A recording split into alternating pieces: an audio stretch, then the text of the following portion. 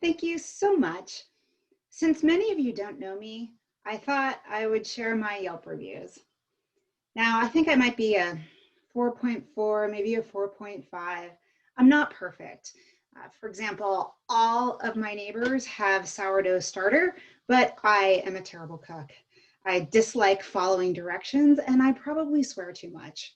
But the one thing I am really good at is distilling high volumes of information and synthesizing the signal from the noise.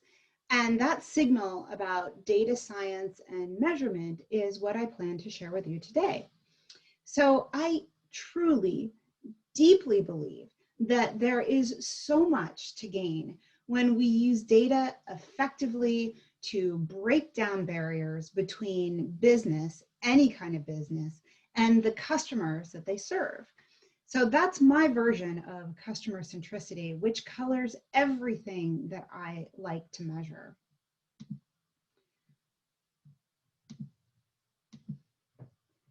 Let's start with metrics and what the problem is here.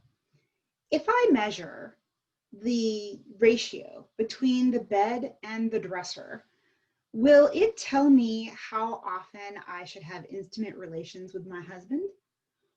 Or if I measure the slipper rest to the entry, will it tell me how many nights I have to get up to manage my kids?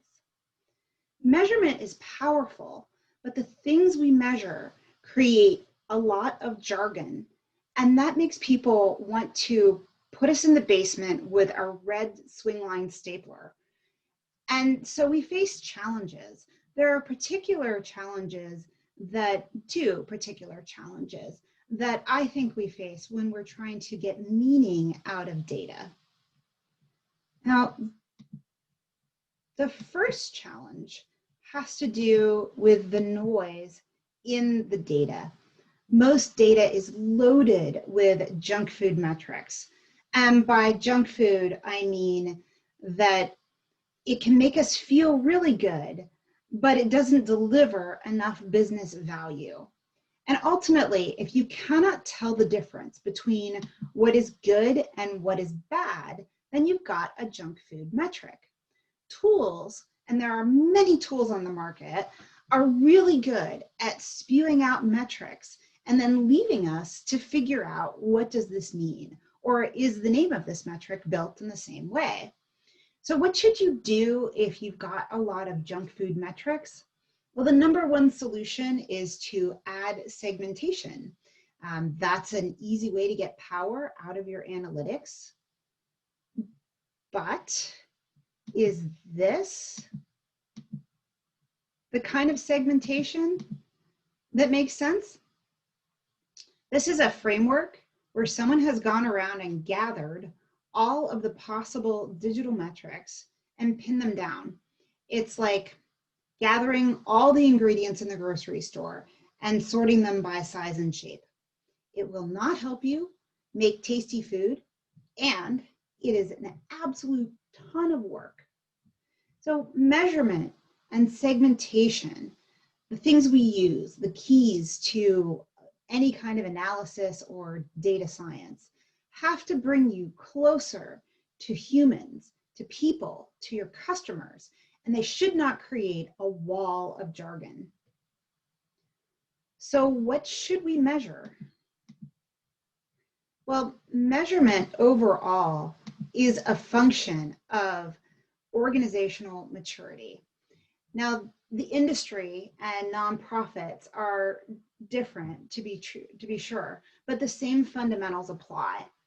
And that is that when an organization has a high level of maturity, I'll move this out of the way for you, they are more strategic in their measures. That actually can mean that they're measuring fewer things because they've found what has impact.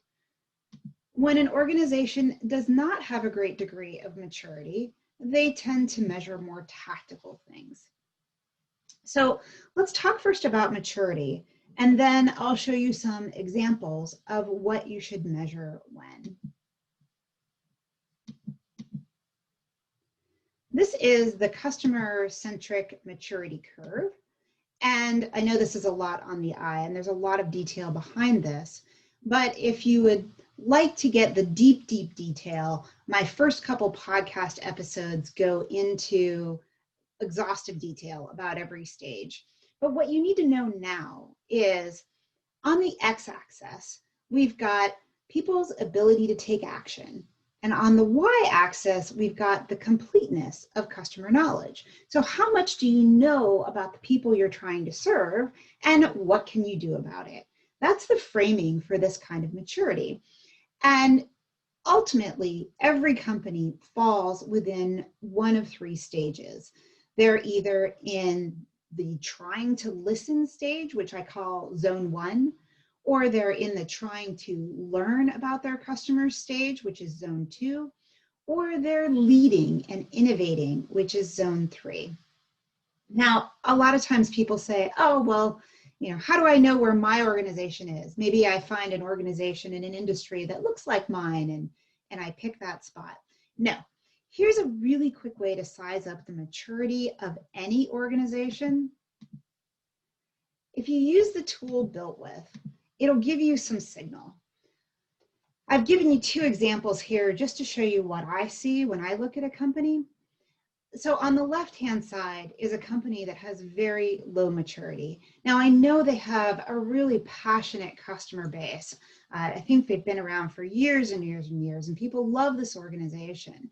But from a data maturity perspective, and from the organization's ability to make good decisions with data, they're not collecting anything.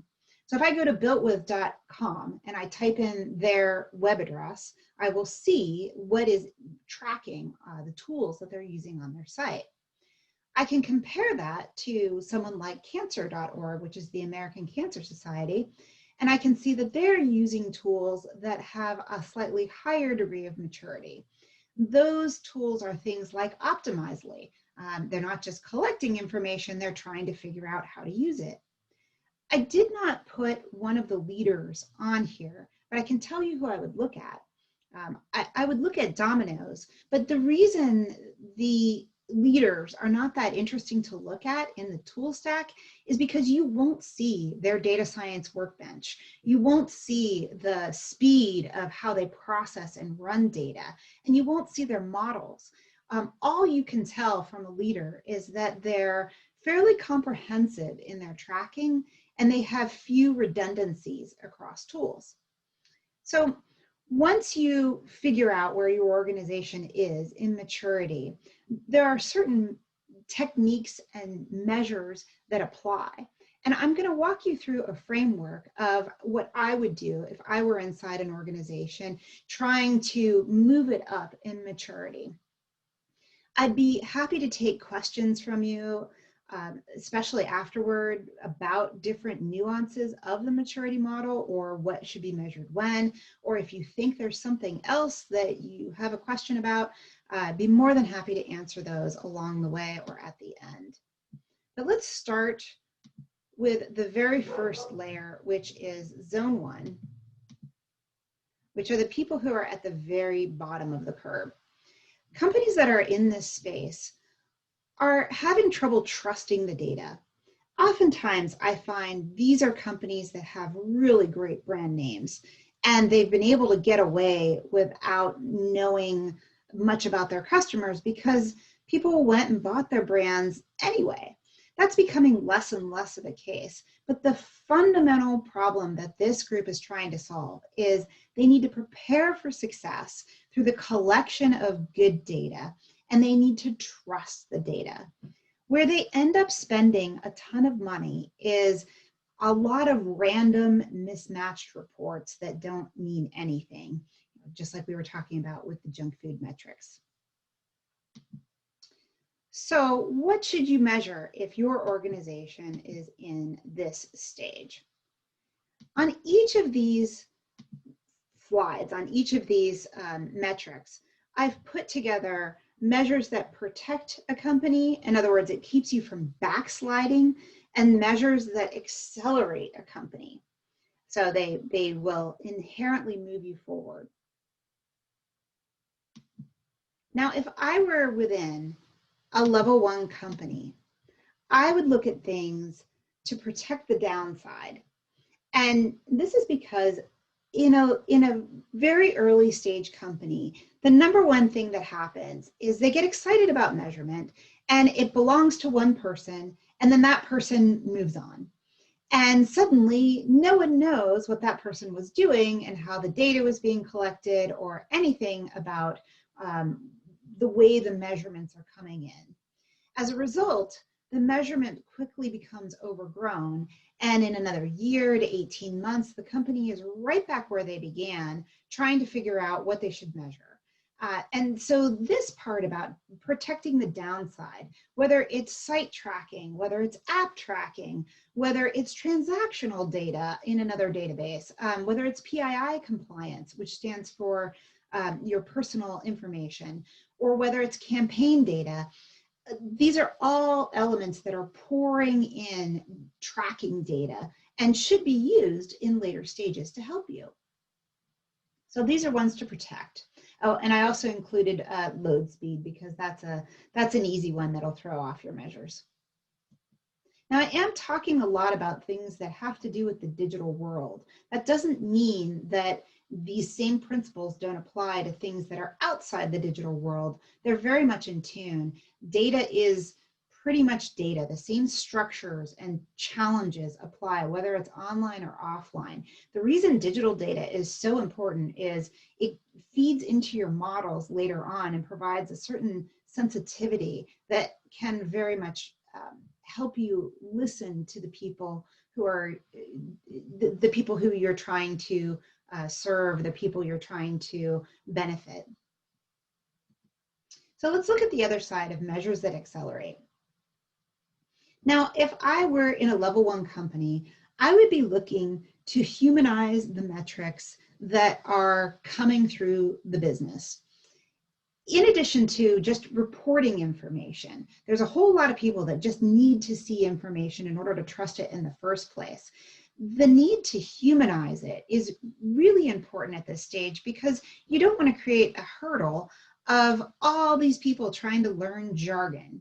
You don't want people to become deep specialists in whatever tool is collecting the data. And so by using business ratios, such as look to book or look to buy, or even Net Promoter Score with all of its flaws, there's still easy ways for people to say, oh, I understand something about this data and I think I can take action on it. Another way to get value from this stage is to look at use case segmentation. Think about this as anonymous people that are coming through and touching all of your digital assets, and you're trying to figure out who's coming and what are they trying to do. So maybe these people are experts and they really know what they want from you and they beeline. That is a dramatically different audience than people who are showing up for the very first time on your site and trying to research or figure out what you do. And that is a different audience from someone who might be a job seeker, who might run all over your site, but ultimately be trying to apply for a job.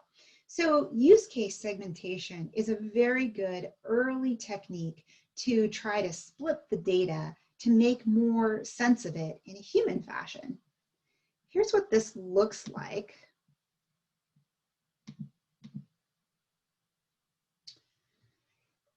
The key to this particular use case segmentation that I'm about to show you is it's all visits coming through digital assets. They are cut up in ways that make them mutually exclusive, and it has to capture at least 92% or more of the traffic, if not 100%.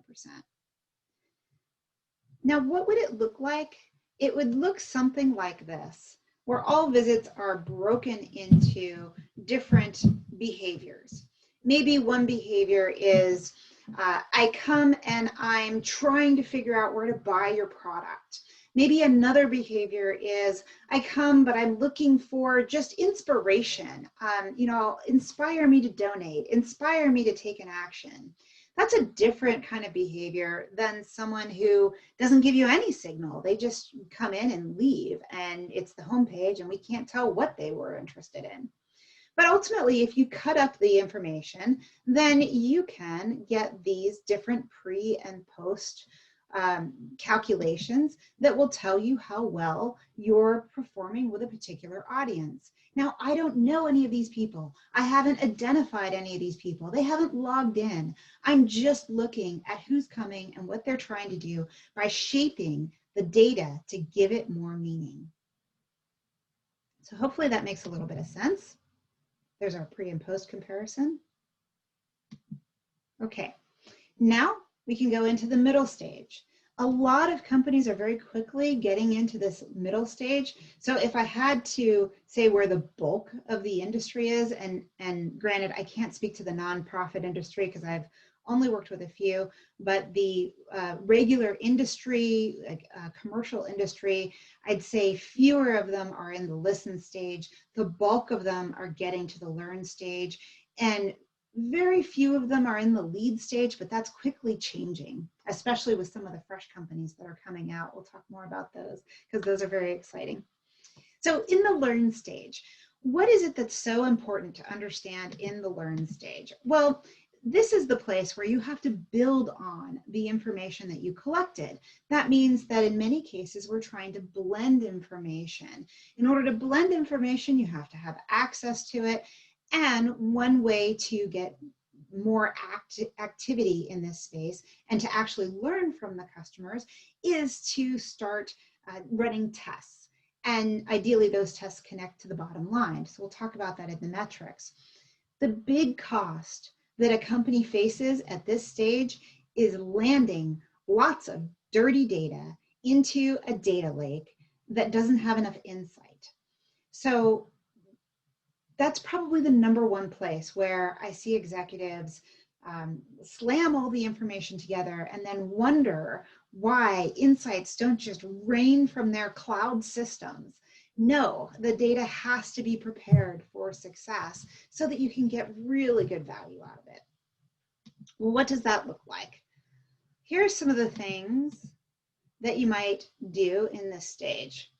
If I were in this stage, I would look at all of the zone 1 stuff still applies. And then I would look at this interesting thing I call track and rack. The challenge in this middle stage is that you have some people who are starting to get used to the data, but you have other people who aren't. And so you might think, okay, I'm producing reports, or I'm producing a model that has an output, or I'm producing different pieces of information, but I'm not getting the uptake on the other side. Well, one way you can protect the tools that you're using, the information that you're putting out, is to start tracking what is being used. So you might track the report usage rate of the internal reports that you send. That could be as simple as how many people are opening the email. Or you could take a more dramatic way. There's a great story of people, this happened at Intuit years ago, but I've heard other people do it since, where they just shut off all the reports and see who screams.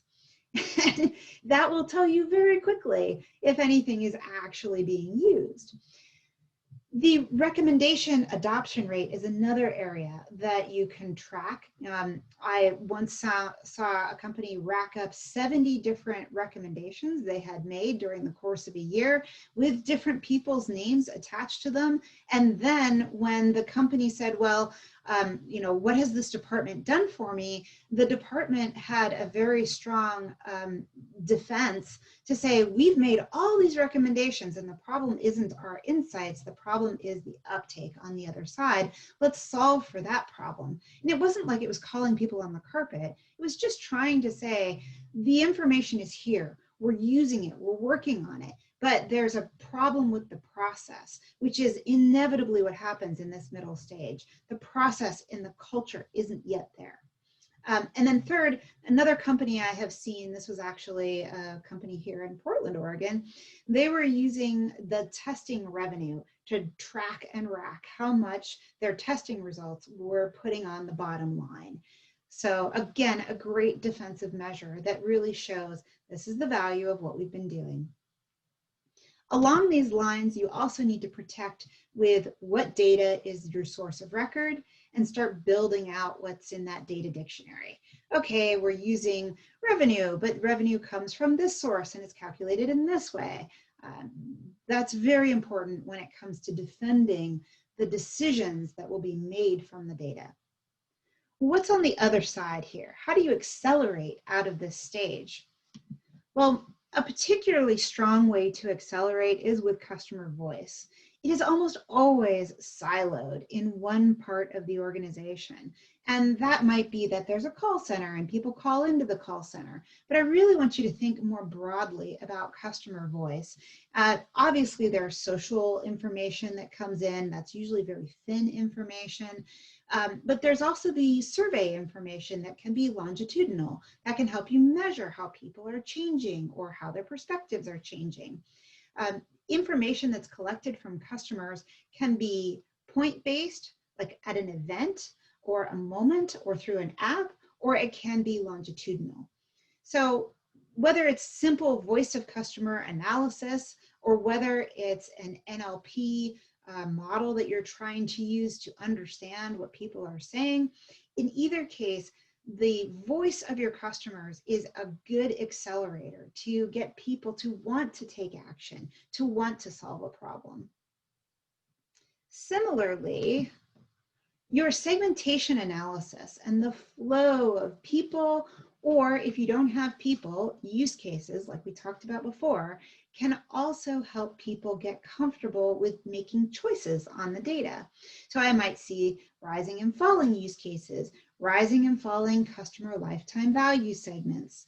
A customer lifetime value is different than recency frequency modeling because CLV is looking forward. It's saying, of all the donors I have, how much unlocked potential is in this base? That's what CLV does. RFM modeling is a way to look backward and say, what was the frequency and recency of different customer groups? So we always talk about it in terms of CLV or sometimes LTV. You'll hear that too. Alongside that, the external benchmarks also become a really good way to accelerate the organization and move them forward. And one more piece has to do with cost analysis, and the place many companies in industry go to, and I would suspect this would also benefit a nonprofit group, is where am I spending my money and how much am I getting back for that? It used to be that we used media mix models or attribution analyses. Those are still used, but those techniques are 40 years old. And I find that the customer acquisition cost to CLV or CAC to CLV ratio is a more interesting way to understand what you're spending and how much you expect to get back, because it's not based on each individual touch point as much as it is based on the person. And remember, our whole customer-centric view is about people and trying to get past channel, past touch point, and into people that we're trying to solve for, people that we care about. What would it look like if you had the flow? Now, this is a report version of the flow, but this is a segmentation flow example showing different types of use cases, the particular campaigns they came in on, and how much was spent. So you can see, oh, when was a sale running? We're getting a lot of sales shoppers. We're teaching people to buy from us in a sale fashion. Or in a nonprofit model, you might look at the donors versus people who are curious and just trying to figure out whether they should become donors. Similarly, you can watch the flow in terms of CLV segment.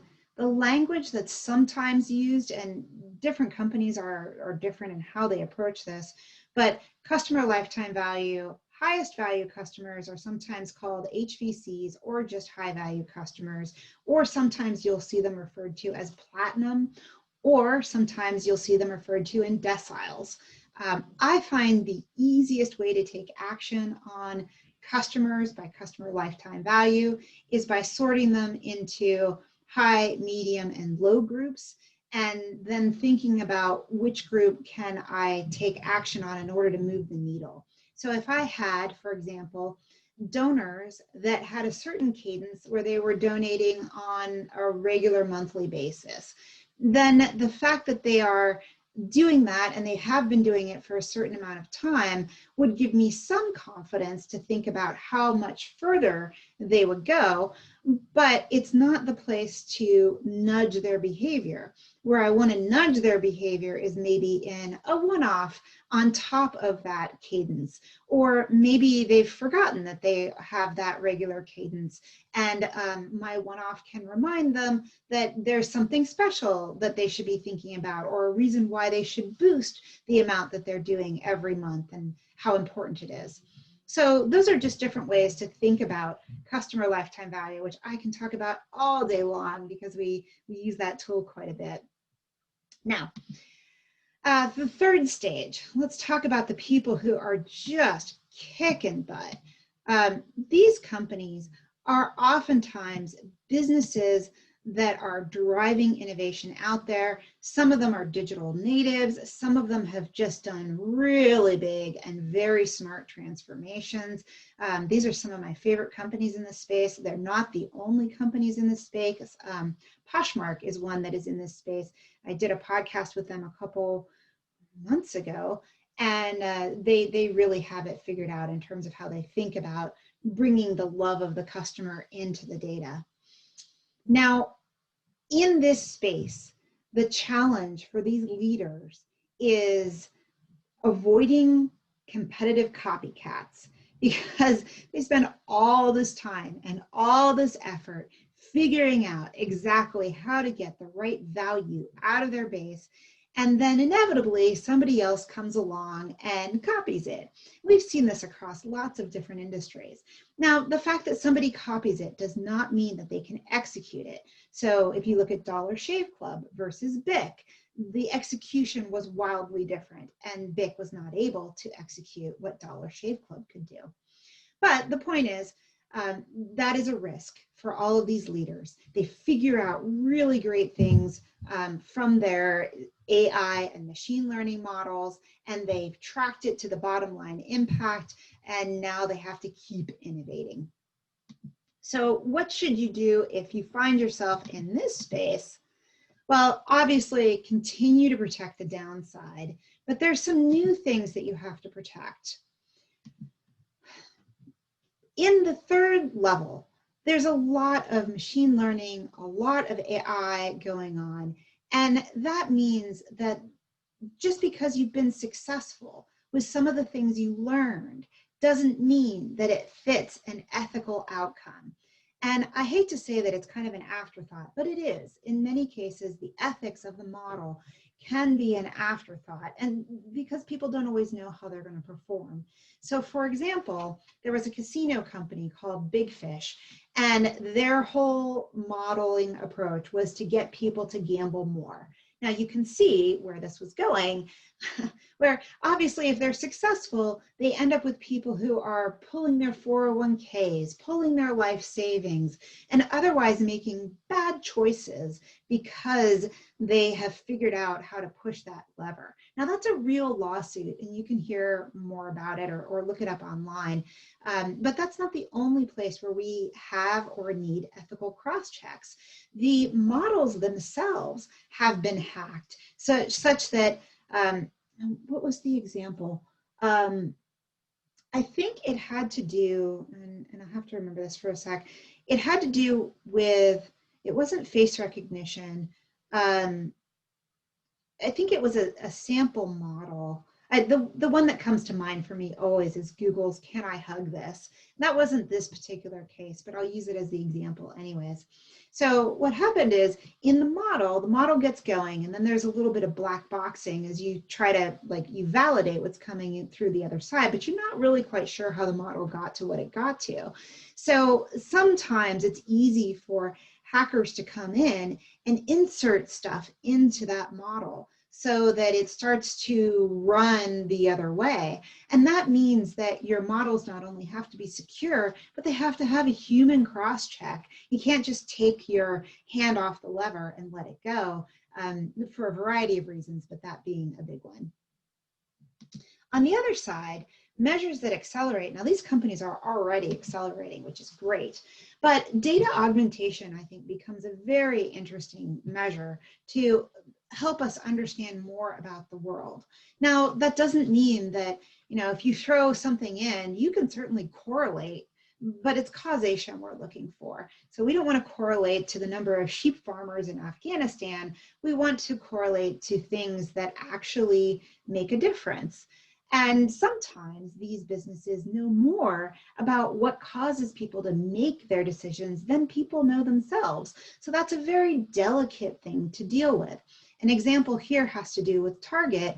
And now they were more in the middle stage when they were doing this, but what they found was that when they showed pregnancy products to women who they wanted to nudge to buy more products, that if they showed everything on the page that was all about that topic, it seemed like the person was being stalked. But instead, if they just nudged with specific products that looked like it was kind of serendipitous, that had a much stronger effect, and they were able to mix in, lawnmowers and other stuff with the products that they really did want to nudge in order to make it look serendipitous.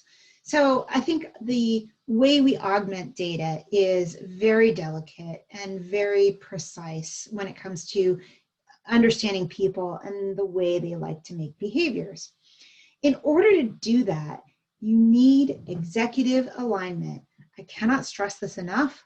Every single one of the leaders has strong executive alignment, and either the CEO or a chief data officer has their hands on all the data sets and they know what they want from it.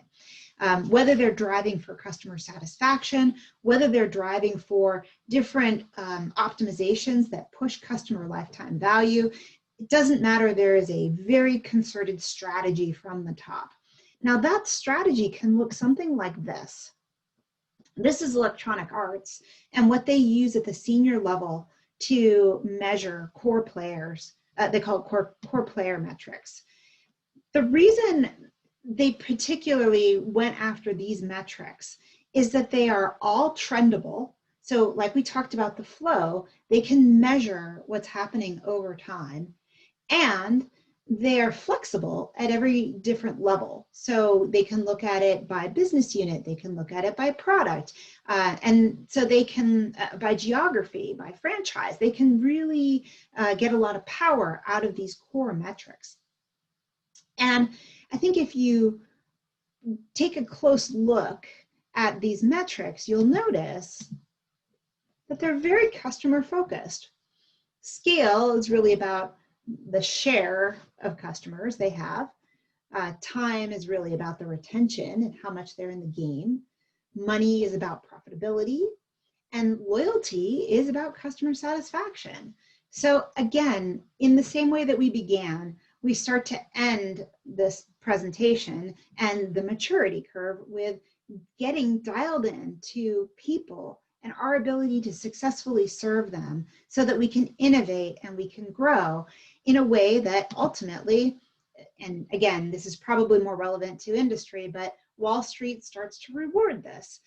This is Slack's version of their cohorts, different people who are coming in, and they're showing how much they love the company because they come in and they stay and they grow.